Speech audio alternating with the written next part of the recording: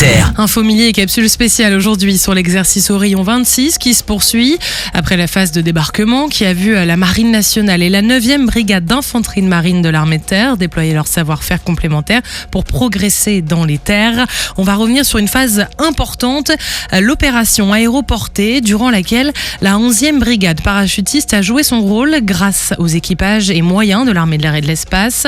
Tout a débuté sur la base aérienne d'Orléans-Brissy, où les unités soutenues par le 1er régiment de trains parachutistes, spécialistes de la mise à terre, ont préparé en liaison avec les aviateurs toutes les phases, que ce soit pour le personnel, mais aussi pour le matériel déposé au sol par aérolargage, posé d'assaut ou aérotransport.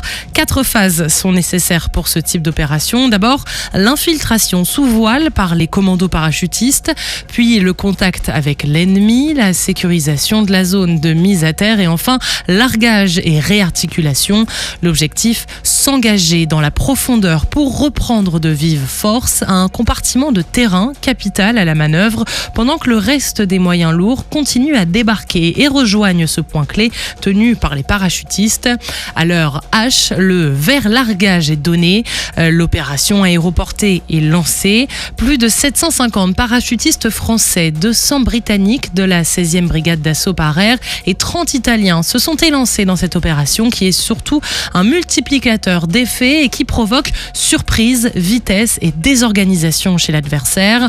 À peine au sol, sur la ZMT, la zone de mise à terre et regroupement effectué, la manœuvre interarmes a pu débuter. Le PRI du 1er régiment de hussards parachutistes, c'est-à-dire le peloton de reconnaissance et d'investigation, a pu débuter ses missions de renseignement au profit de la brigade et la mise en œuvre des moyens anti-chars. Son déploiement a été facilité rapidement grâce aux fardiers largués qui lui apportent mobilité, autonomie et réactivité.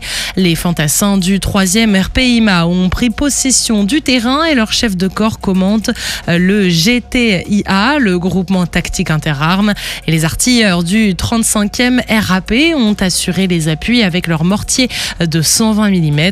On retrouve le lieutenant-colonel Adrien, chef des opérations du GTIA, en pleine action. Alors l'objectif souvent de ces bascules de PC déjà c'est de ne pas rester trop longtemps à un même endroit, il y a un aspect de vulnérabilité et c'est également lié à la manœuvre. Là la manœuvre était conduite par l'autre PCN, donc l'objectif c'était de relancer cette action et là ça vient juste de commencer, donc ça s'aligne, pour faire simple, on aligne les différentes unités et puis on progresse, donne les ordres vers le bas, on va coordonner entre les différentes unités. Et là l'exercice il se joue au niveau de la brigade, on a également des Anglais à notre sud et on a un autre régiment. Premier défi pour nous de cet exercice, c'est qu'on le fait en version parachutiste de A à Z. On a sauté en parachute avec tous nos équipements, on a très peu de véhicules qui nous ont rejoint après, donc on est en pleine autonomie, c'est assez physique et rustique. Et ça représente des défis, notamment sur l'autonomie électrique de nos systèmes. En termes de consommation, de munitions, d'eau, pour nous c'est assez exigeant, c'est très intéressant. On a les autres unités de la brigade, de bonnes capacités nouvelles. Donc c'est très très enrichissant et ça permet de pousser, on va dire, de mettre à l'épreuve nos systèmes de poste de commandement pour mon niveau. Donc comment on peut mieux faire, qu'est-ce qui est une bonne pratique, un enseignement. Voilà, vous l'aurez compris, parachutistes français et alliés ont une nouvelle fois démontré leur capacité de coopération pour faire face à des menaces multiples et simultanées et désorganiser l'adversaire. Sur terre, sur mer, comme dans les airs. Skyrock PLM, en équipe avec Uneo, la mutuelle des forces armées.